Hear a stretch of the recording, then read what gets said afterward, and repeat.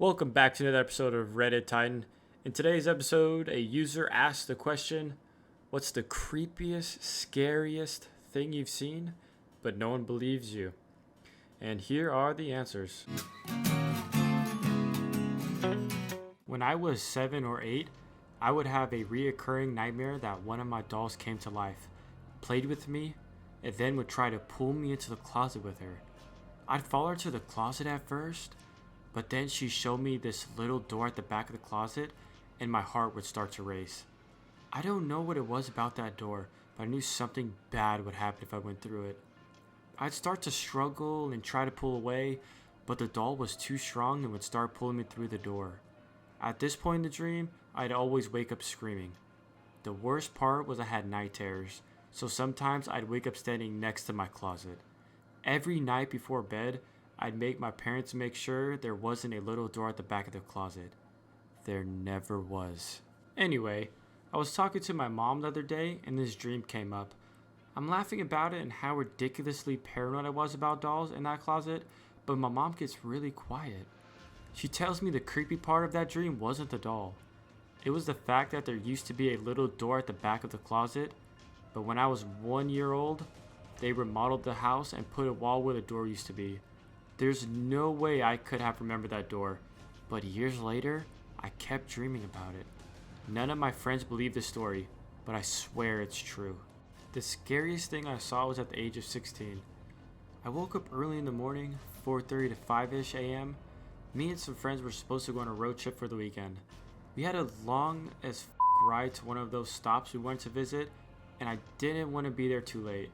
I look out of my window, and it's still kind of dark outside.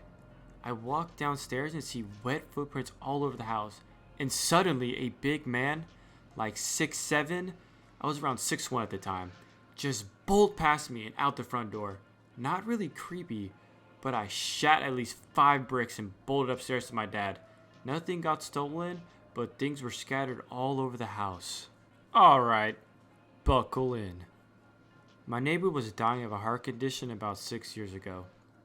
He knew he was, so he is giving away his valuables to people he trusted with them. Neighbor gave me his tackle box. He loved to fish. I would see him come home from fishing every day and he'd just sit on his porch and skin fish.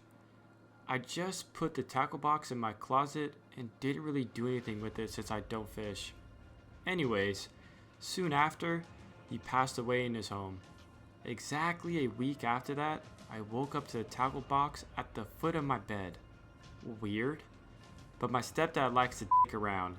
Figured it was him, so I put it back.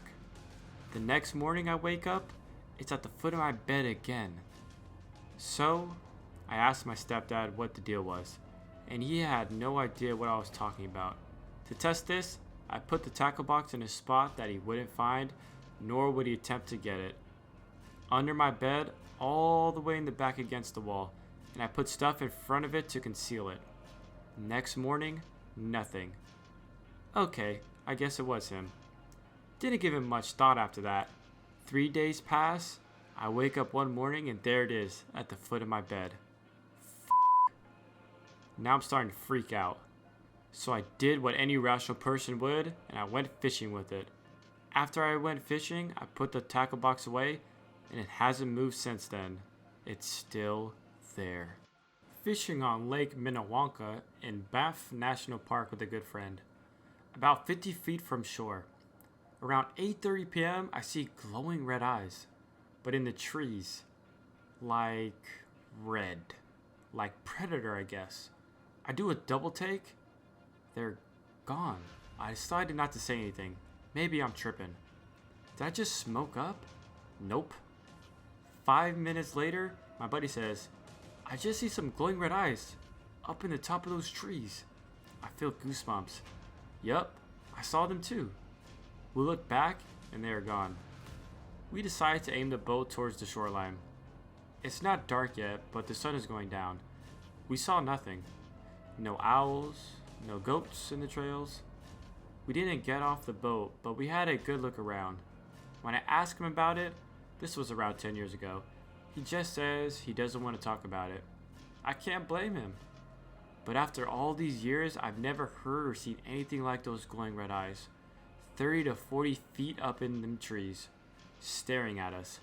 I copied and pasted this next part. I knew nothing about the history when we went fishing there. For more than 100 centuries, people hunted and camped along the original shores of Lake Minnewanka. The Stony people called it Minwaki, or Lake of the Spirits. They respected and feared this lake for its resident spirits. The early Europeans called it Devil's Lake. I used to go camping there. I do not anymore. Mostly because it's bear country for most of the summer. But yeah, also because of those bright red eyes. I will never forget that. Most surreal thing I've ever seen.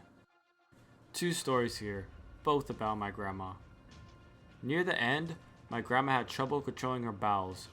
Wore a diaper and would typically go all over the toilet. After she passed in the house under professional care. My family cleaned out the house, took the wallpaper down, cleaned the place spotless, because we were going to move in the next month or 2. About a week after we finished cleaning, we went back to make sure everything was good. We get to the bathroom my grandma used, and there was literally shit everywhere. The walls, the ceiling, behind the shower curtain, literally the entire bathroom was essentially coated. Freaked me out because I knew it had to be my grandma. No burst pipes or anything wrong with the plumbing. Second story.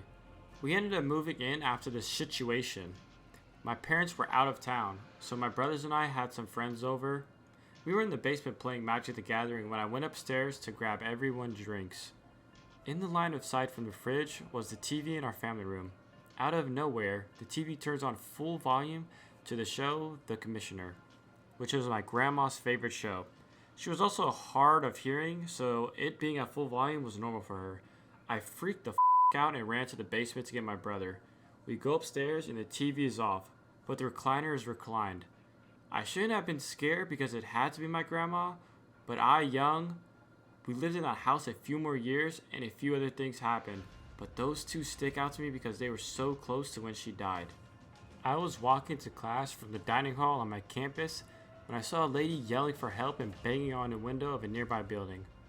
Lots of people were walking past, but I was the only one who seemed to acknowledge it. I went to the window to help, and she told me she was locked in a room in the building and that she needed me to come in and open the door. Now, I have no idea the layout of this building and where she was located, so I decided to call the campus security for help despite her pleading with me not to call them and to just let her out. I call them, and when I hear them coming, I go to greet them so I can take them to the window. I leave for maybe a maximum of 15 seconds, and when I return with the campus security, she is gone. We can't see her at the window, and campus security goes aside to double check, and sure enough, there's no trace of her. Campus security definitely thought I was crazy, and I'm sure my professor thought I was full of shit when I explained to him why I was late. No one seems to believe me that this happened, but I swear it did. I used to have a buddy that lived in the same neighborhood, a few streets over. One night, we were having a couple of beers in his backyard while playing cards. I had some things to do the next morning, so just before 10, I said my goodbyes, then shoved off. It was a short walk, maybe 15 minutes door to door, so I never drove. Anyway, it was a nice night. Uneventful trip. But when I got home, my roommate was coming out the front door, coffee in hand, and dressed for work.